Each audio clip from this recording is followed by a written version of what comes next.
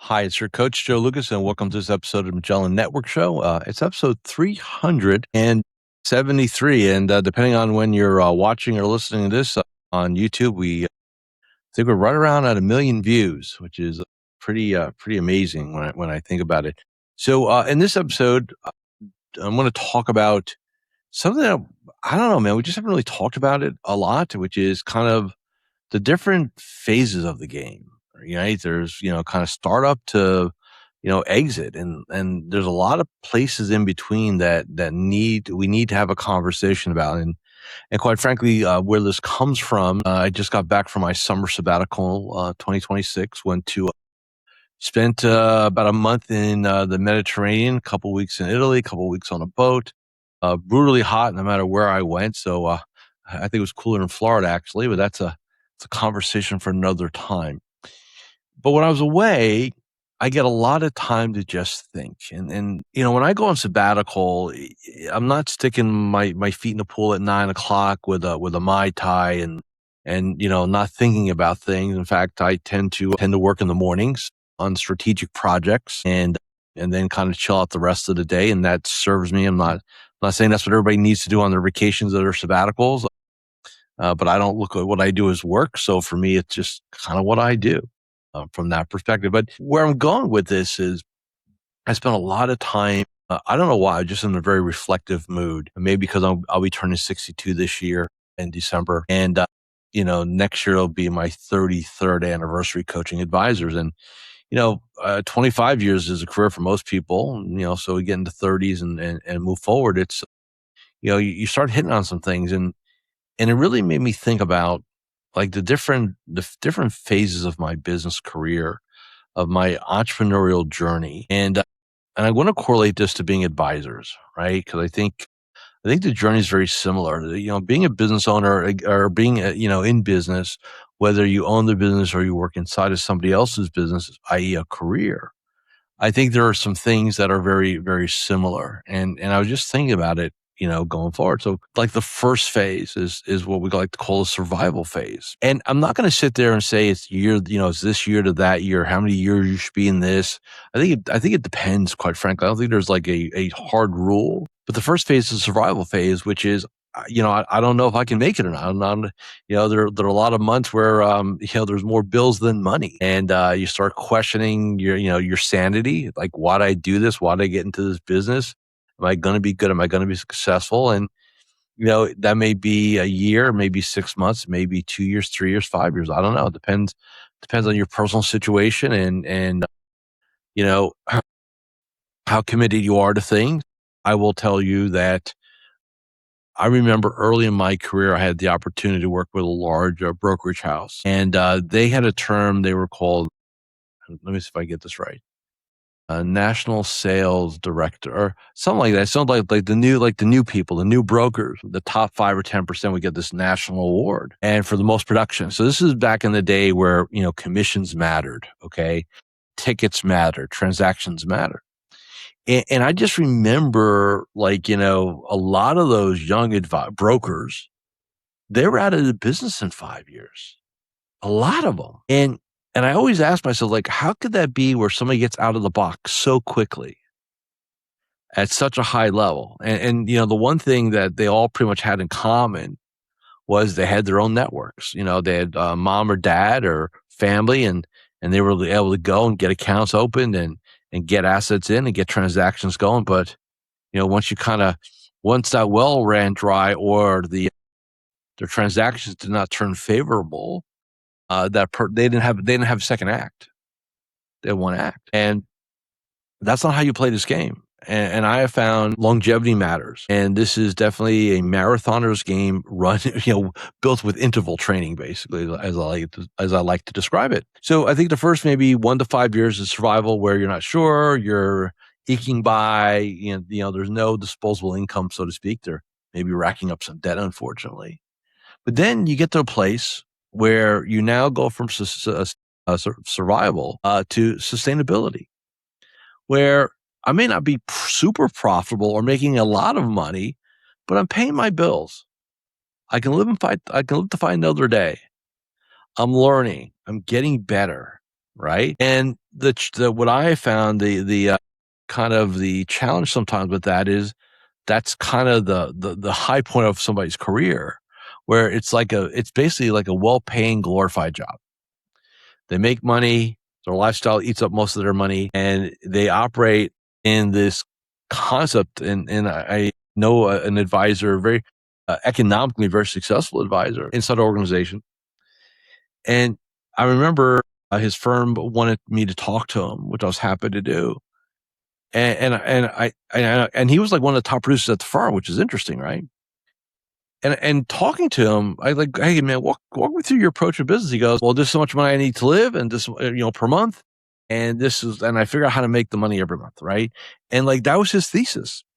And he goes, yeah, when I go on vacation, I know I need an extra 10 or 20,000 that month, so I'll find some ways to drop a couple annuity tickets, and this was his whole approach. It was all built on surviving, right? So he goes from surviving to sustainability, but that's it. Like his whole world works on a 30 or 90-day cadence, not building enterprise value, not building legacy, not building any of that, right? Sustainable. And if I had to define the sustainable in my world, it'd be like, hey, my bills are being paid, I get to go on a couple of vacations, and life's good, right? Sustainable. And and there's no numbers here. So the one thing I want to say is I'm not going to sit there and say to you, well, it's between X and Y, because everybody's different, right? If you live frugally, your sustainable numbers are going to be very different than if you need to drive a Mercedes and have a country club membership. Let's put it that way, right? So unfortunately, like I said, a lot of advisors, they think they won the game. I'm sustainable. I get to stay in. I won. And it's not untrue. They won that game. But how about the next game? And now it's the game of profits. So what's the game of profits look like? When your business is throwing off excess cash that now you can funnel back into the business, you can do long-term savings for yourself. You're starting to build some net worth up. You're treating yourself maybe a little bit nicer. Maybe your family a little bit nicer when you go on trips or toys or where you live or how you dress or things like that. Where the kind of the money pressure you have is really the tax bill. In tax and dealing with tax management. You're not really worrying about your operating account or your savings account. Like, you're making X and you're living at X minus, right? And it's a good place to be. And that comes with a lot of mental and emotional freedoms. You get a lot of time freedom if you want, association freedom in terms of who you want to hang with, what you want to be doing. And it's a beautiful place. And I would tell you that is where I've lived for the last 10 to 15 years. It's a great place. But then you sit there and say, well, what's next, right? Because you always have to have another game, the next game. And then I came up with the idea, so profits are good, well, what's next? It's about driving value, enterprise value, net worth, right? Now we have to have a different game because, you survived the survival game. You've now won the sustainable game. You've now won, the profit game. Like, in other words, your lifestyle, like, you're good. Now you're into the profit. Now you're into the next phase, which is the next game, which is going to be the the value game, which is how do I build my practice up, whether it's a financial advisory practice, a coaching practice, whatever it happens to be, net worth. Where okay, I got to play a different game now. I need to create a new one, and because the one I've had now is just I've kind of mastered it, and I think this is critically important. I think we get bored. I think what happens is when you figure you've mastered a game, then what you tend to do is get bored. And boredom is a dangerous place for any business owner, any advisor, anyone, because you want to you get bored. So you create chaos by changing your model, by over tweaking it. Like a golfer, you could over tweak a swing and go backwards. Look at Tiger Woods. He's dominant, and then he started messing with his swing, and quite frankly, he was never as dominant again on the golf course, right? So you can overcorrect things, and that's why you want to be always looking at instead of messing the game you're in because you're bored, You want to create a next game. Right, so now we're in the game of value. And, that is working through other advisors, staff. If you're a staff advisor, that means, working on your net worth and your exit plan as a professional, right, from that perspective. And then the last phase, or the last game, I think, maybe I'll come up with a different game, is legacy, which is what goes on, beyond you.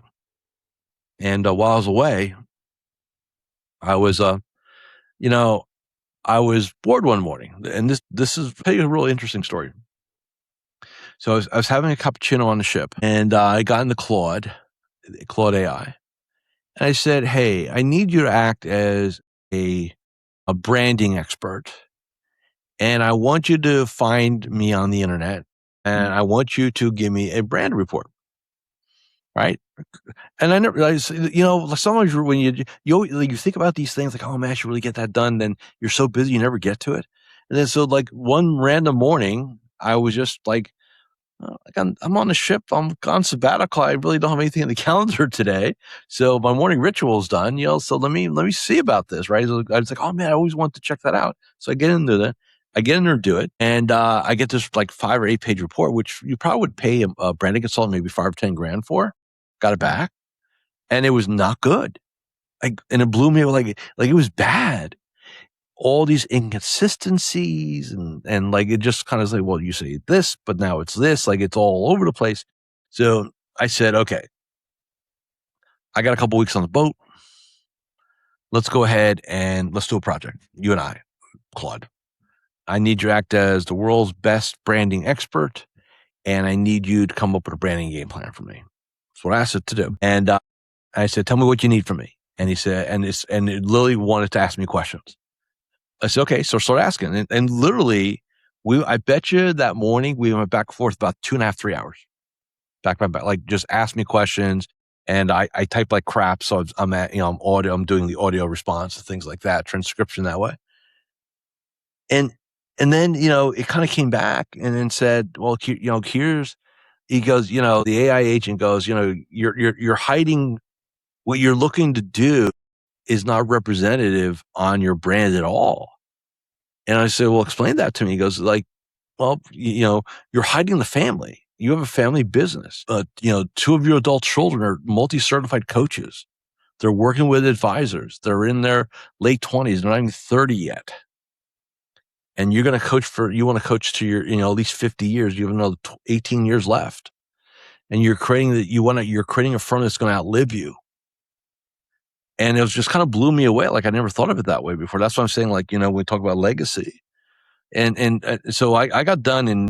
And bottom line, it caused me to rewrite my entire personal brand website with my people, and that was like a multi-week project. And I'm so happy with the outcome. The reason why I bring this up is I literally thought I'd won the game, which is the value game, like create more value, more net worth. Well, that's the game I'm going to play. That's the game I'm going to play now for the next 20, 30 years. And what I realized was that I needed a new game. I needed a legacy game. Now I'm all about creating a minimum 100-year coaching firm, something that will outlive me.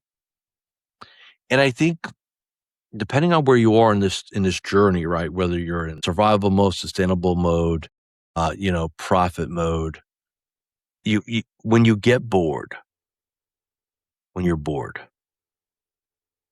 that's your internal voice telling you need a bigger game. Because I have found in my career, more advisors will screw up their businesses and their careers out of boredom. Because remember, the day you become bored is the day the standard starts slipping. And what I am going to say is you always need a fresh set of goals. The challenge, though, a lot when in survival mode, and sustainable mode, and even profit mode, what do we think about? It's all about revenue. It's money. Let's just call it what it is, and nothing wrong with it. By the way, I'm a capitalist, true and true. But we live or die by money. Our goals are around revenue, top line, production. Call it whatever you like. And I'm not saying you should abandon that as a measuring stick. I think that's a good game to play always. But if you're doing $2 million a year and you say, okay, next year we're going to do 2.2. Hey, our goal next year is 2.2 million. I don't think that's going to light your world on fire. I just don't. Even 2.3, 2.4. I don't think it's going to light your world on fire. But if I said to you, hey, how about come up with a new game? Let's get to 2.4 million and let's take another 4 weeks off. Let's find a way to grow the game and grow your freedom. Would that be cool? Would that be exciting? Right? And remember, if you think about it, and this is something else I was thinking about while I was away, currency. We like to think in our game that the only currency we have is revenue, money, right? Profits. But at the end of the day, think about this. When you're either on your deathbed or beyond your deathbed, I don't think if you have a last conscious thought. Now, this is something I asked myself one morning. I said, if I get the opportunity to be, on my deathbed, to be almost conscious until the end, so you think, am I going to sit there and say to myself, thank God I got my net worth to X? Like, is that going to be like my last day on this planet? Like, thank God I hit my net worth goals? Or am I going to look at the other currencies, the currency of time freedom, the currency of relations? Like, what is really going to matter on that deathbed?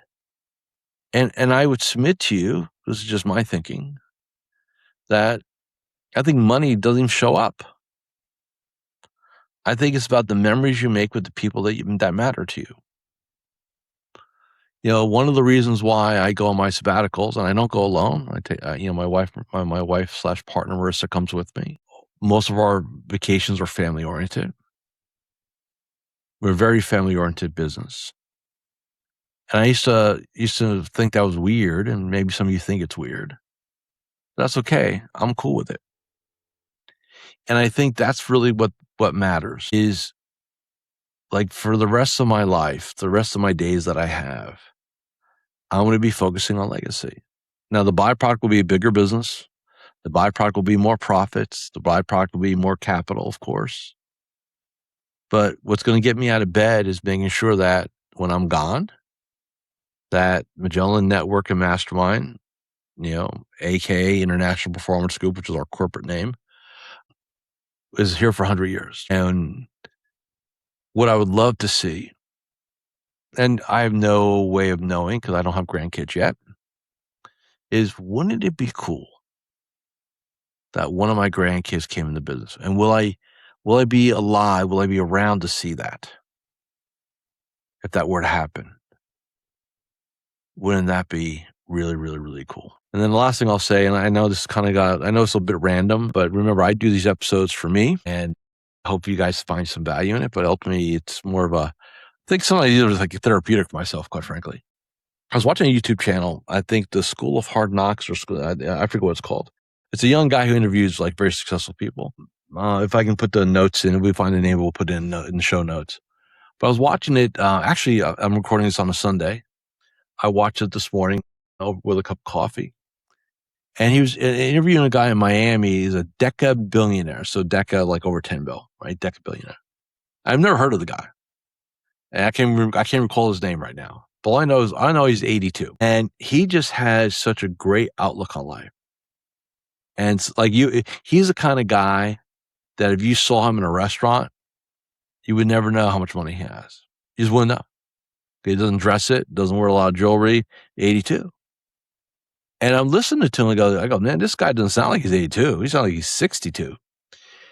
And that was one of the things that I thought about, and before I recorded, was like, I need to be like that. Like, that's the dude I want to be when I'm 82. Like, vibrant, he still plays. He still is involved with multiple businesses, works every day, doesn't call it work. And I think that's one of the key things. And I'm going to wrap this up. I realized when I was away that work and life for me is really one and the same thing. There's no work, there's no life. It's they're just modes for me. I'm in work mode, or I'm in vacation mode, or I'm in down mode, or I'm in sabbatical mode.